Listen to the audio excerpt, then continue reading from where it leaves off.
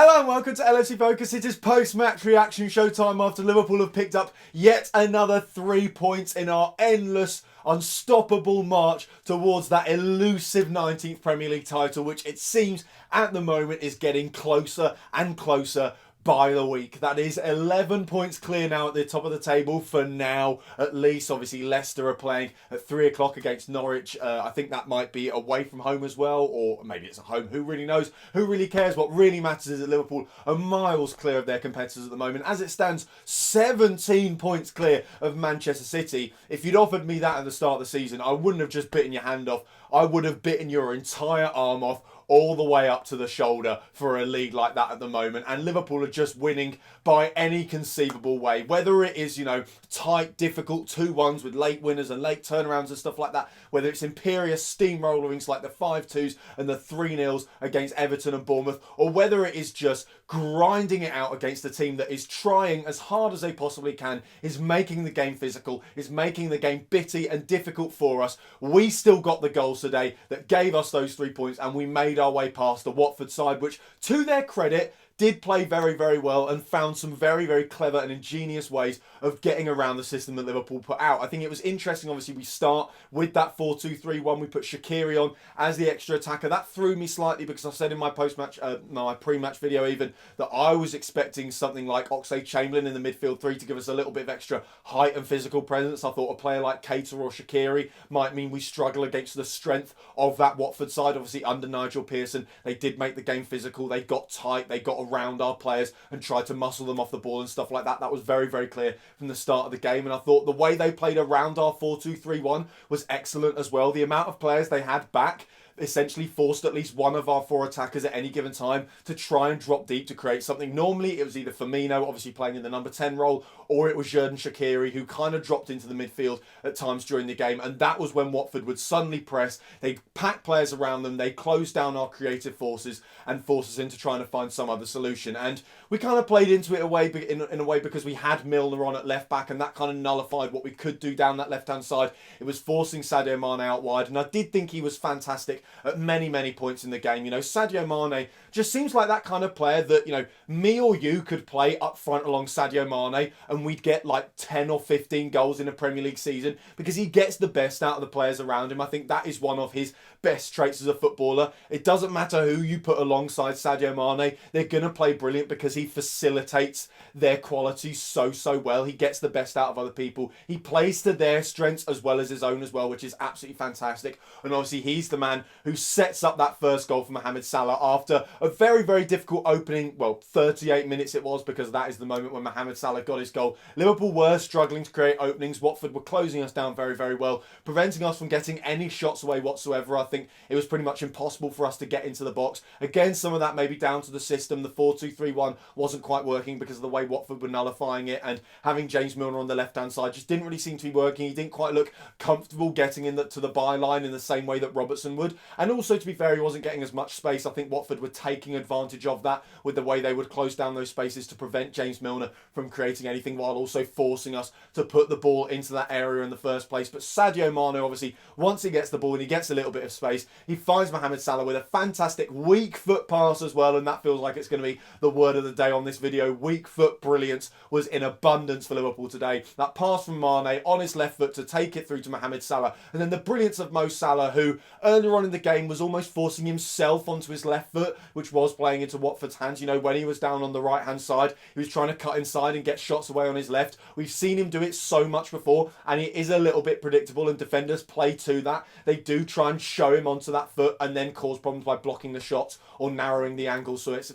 a bit easier for the goalkeeper to save. Mo Salah, again, as he was belting down that side slightly to the left of centre, the defender was trying to make him go outside, keep him on his left foot, so the shot would be difficult, it would be a narrow angle, and the defender would be able to block it as well. And Mo Salah says, actually, for once in my life, I'm going to cut it onto the right this time. And he does that same finish that he does time and time again on his left, but this time it's on his weaker foot, just like it was against Salzburg as well. If you show Mo Salah onto his weaker foot, that's going to cause you more problems than it's going to solve by and large. And obviously, I think the wind plays a little bit of a part as well. It's very clever the way Mo Salah finishes it. He doesn't belt it into the top corner. He actually kind of dinks it in a way. He lifts the ball and lets the wind give a little bit of a curl, and also sending it around the bodies as well. And that essentially makes it impossible for Ben Foster to save. There's no universe in which a goalie is able to reach that shot because of the lift and the bend on it. It's just always going to head into that far corner. It's a brilliant goal, and it just calms everything down. You know, from that point onwards, Watford have got to give Liverpool a little bit of a game, and I don't think that was really what they wanted to do.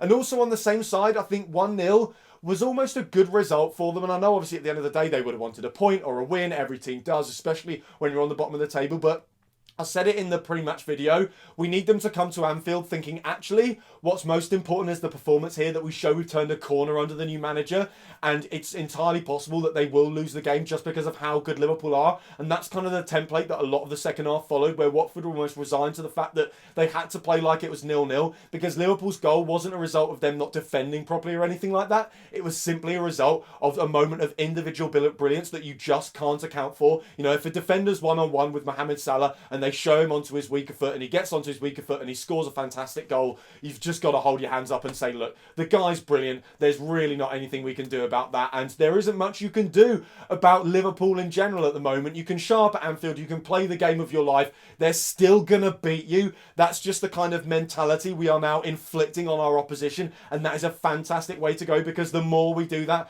the more teams are going to come to Anfield resigned to the fact that even if they do play well and they give us a game, and that's exactly what Watford did today, they're just not going to get through at the end of the day, and they will probably leave the stadium with nothing. And that's what happened to Watford. And yeah, things did get a little bit nervy as we got towards the end of the game. I think we slightly let it get away from us. Watford took us by surprise a little bit as well. They suddenly kicked things up a gear. They suddenly committed a few more players forward. They changed their tactics. They went a bit more quick on the counter-attack, caused us some problems, and pressed us as well when we had the ball and we were trying to play out from the back. And it set us, it put a few nerves amongst maybe the crowd more than the players. I don't think at any point the players were nervous. I think they just were slightly taken aback by what Watford were doing, and it took them a moment to adjust the tactics to take that into account and get back into a more dominant position. The crowd definitely looked nervous. The commentators on TV are, of course, trying to play it up to keep you watching, because there's 10 minutes left, and as it stands, the absolutely dominant Reds are getting another 3 points. Of course, you have the Virgil van Dijk moment as well, where he looks a little bit shaky. I'm not going to put it down to the state of the game. I'm just going to say at times when you try and play it up from the back, you're going to make a couple of mistakes here and there. What's important is that it doesn't end up in the back of the net. It goes out for a corner, which Liverpool eventually deal with and clear, and everything's absolutely fine. And I felt like after that moment, we found our feet again. You know, Andrew Robertson coming on was a huge help as well. Suddenly, that left-hand side was much more of an outlet. And I think it's testament to the fact that Liverpool don't really have many like-for-like substitutions in the squad. What we do have is plenty of players who can offer something different. They can bring something different to the team. We didn't make like-for-like substitutions today. I know, of course, you know, Robertson coming on for Wijnaldum, that's never going to be like-for-like. They play in different positions. But it meant we could do something totally different on that left-hand side. And it wasn't just in an attacking sense. It was almost like attack was the best form of defence. Suddenly, we had much more space there. We had an outlet there when we were getting pressed on the right-hand side. Henderson and Oxlade-Chamberlain were coming under huge amounts of pressure, and Trent Alexander-Arnold as well on that flank as it got later and later on in the game. And they just had that option to play it to Robertson, and it gave him space. He could run into it. He could take his time if he wanted. There was never a man on him at any given time in the last 10 minutes. And it just helped us both slow the game down, find our footing a little bit, calm the crowd down, which is always important in these types of situations. You want them behind the players rather than biting their nails thinking, oh God, we're not going to throw it away, are we? And that just, you know, helped the last 10 minutes flow so much smoother. And then, of course, Liverpool get an absolutely fantastic finish again through Mo Salah. I mean, that's what, 4 goals in 3 now, plus an assist for Naby Keita as well in the game against Bournemouth. He is on fire. He's hit the right form at the right time of the season when Liverpool need him most. Mo Salah is coming up trumps with yet another weak foot finish as well. You know, I could say what an assist, what a ball by Divock Origi, but we all know that was a little bit of a scuffed shot. But it was a nice little counter-attack from Liverpool to sort of catch Watford off guard, to suddenly kick things up into 6th gear and completely rinse their entire defence, and rinse them Mohamed Salah did with a gorgeous back heel. It's completely instinctual. I think sometimes he is a player that plays better on instinct. Certainly that season where he scored 44 goals, it was all about just being the unstoppable Mo Salah machine who never had a moment to stop and think,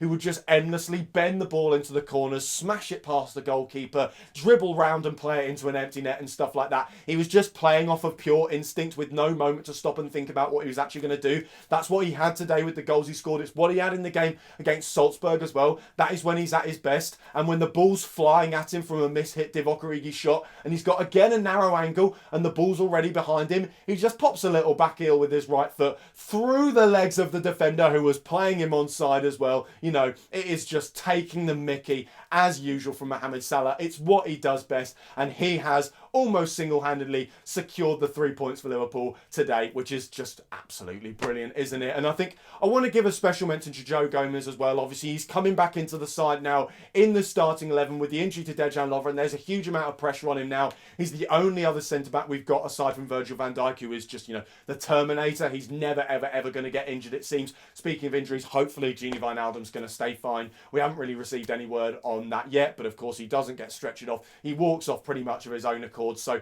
fingers crossed he's fine, because we are going to need him and all the other midfielders over the packed fixture list we've got coming up. But back to Joe Gomez, I thought he really, really stepped up today. And that happens time and time again at this football club. You know, players, when they are forced into the side and when there's no other option but for them to perform to the best of their ability, they pretty much all the time, they deliver. You know, we saw it with Joel Matip last season when he was the only other centre-back we had available. He suddenly became almost better than Virgil van Dijk. When Matip got injured, Dejan Lovren stepped up and has been playing the best football of his Liverpool career so far, even if you do go back to that run to the Champions League final in 2018 where he was brilliant alongside Virgil van Dijk. And now Lovren's got injured, and suddenly Joe Gomez, who's had a difficult season so far, been in and out the side, looked shaky, never quite looked assured of himself, looked so composed today. Whenever the ball came to him, he knew what he wanted to do and he executed perfectly, whether it was a clearance, a header away, a pass, a tackle or whatever, or just muscling a player off the ball. He was full of conviction, full of belief that he deserved to be in this Liverpool side, and long may that continue, because we need those kind of performances from Joe Gomez. And I'm just so happy, because we know he's got those performances in him. We've seen it last season as well in the first half of the season when him and Van Dijk were just an absolute wall at the back together, and I'm really hoping that today's game was a sign that we're going to go back to that. And of course, a clean sheet as well. You know, they are coming like buses at the moment. Once again, Liverpool's defence comes away with a perfect record from the game. Another brilliant takeaway, but I think the main thing is that Mohamed Salah is firing again. Joe Gomez is stepping up to the plate. Everyone is stepping up to the plate. Everyone is doing their job at the moment, whether it's the rotational players, even Shaqiri, who didn't necessarily have a brilliant game, but still did his job to probably about a 7 out of 10. And 7 out of 10 is about as bad as it gets for Liverpool at the moment, which is absolutely mental. So yeah, top of the league as usual, 11 points clear for now at least, 17 points clear of Manchester City, our supposed nearest challengers for now at least, and Mo Salah is finding his form at the absolute perfect time. Merry Christmas. Thank you very much for watching. If you did enjoy this video, as always, you know what to do. Hit that like button down there. Hit that subscribe button there if you're new around here. Check out some of the other videos that have been out on the channel over the past few days as well. Don't forget to follow at LSU Focus TV on Twitter, and I'll be back soon with the pre-match content for the Cup game against Villa. Until then, bye for now.